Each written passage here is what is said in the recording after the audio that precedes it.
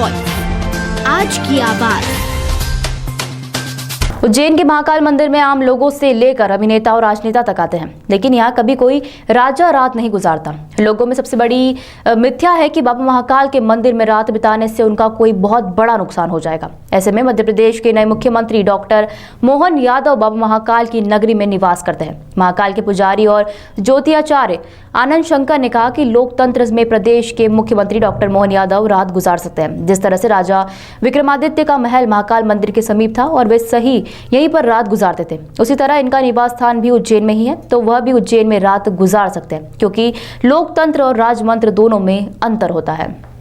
मैंने कहा नहीं कि असल में राजतंत्र और लोकतंत्र दो तरह की सत्ता का परंपरा रही है। अब आजकल लोकतंत्र है, पहले राजतंत्र था।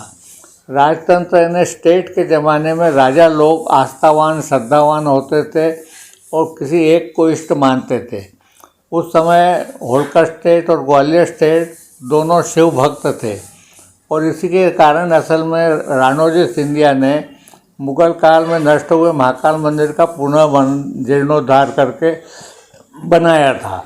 तो वो इस मानते थे कि महाकाल जब यहाँ राजाधिराजा है तो एक राज्य में दो राजा नहीं रह सकते, तो वो लोग इस समय यहाँ से कालीदेव पैलेस पर नगर की सीमा के बाहर ठहरते थे।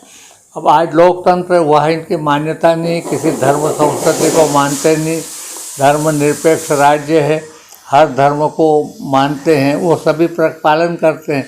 तो ऐसी स्थिति में उनके मन में श्रद्धा नहीं है कि यहाँ नहीं रुकना चाहिए। बताएं, मुख्यमंत्री यहाँ पर क्यों नहीं रुक सकते? देखिए, मुख्यमंत्री यहाँ क्यों नहीं रुक सकते हैं, यह प्रश्न अलग है, क्योंकि अनादिकाल से यहाँ की एक परंपरा और व्यवस्था रही कि राजा यहाँ पर एक बाहरी राजा इस स्थान पे नहीं रुक सकता, क्योंकि स्वयं बाबा महाकाल एक राजाधिराज हैं। किंतु मोहन जी जो हैं, माननीय मुख्यमंत्री जो वर्तमान में बने हैं, वो अवंतिका नगरी से ही है। उनकी जन्मस्थली भी है, कर्मस्थली भी यही है। जब कर्म और जन्मस्थली यहाँ है तो उनका इस पृथ्वी से, इस भूमि से पिता और पुत्र के समान का संबंध हो जाता है।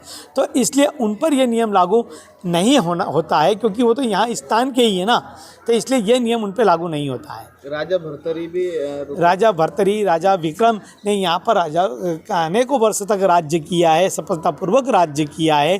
किंतु जो बाहरी क्षेत्र के जो लोग हैं, जो राजा बने हैं, जो मुख्यमंत्री बने हैं, वो यहाँ नहीं रुक सकते हैं, क्योंकि वो बाहरी क्षेत्र से आते हैं। किंतु मोहन जी स्वयं अवंतिका नगरी से ही आते हैं, इसलिए उन पर यह नियम लागू नहीं होता है। दिग्विजय सिंह और उमा भारती यहाँ रुके थे तो उनकी सरकार चली गई थी।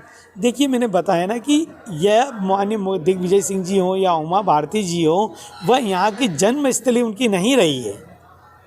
फर्क है व्यवस्थाओं के अंदर। बहुत सारे नियम कायदे दुनिया में चलते। महाकालेश्वर मंदिर के अंदर के गर्भगृह में कोई नहीं जाएगा, किंतु उससे जो जुड़े हुए व्यक्ति हैं, जो जुड़ी हुई व्यवस्था है, वो लोग तो अंदर जाते हैं ना। उसी प्रकार से ये व्यवस्था भी अनादिकाल से चली आ रही है। जय महाकाल।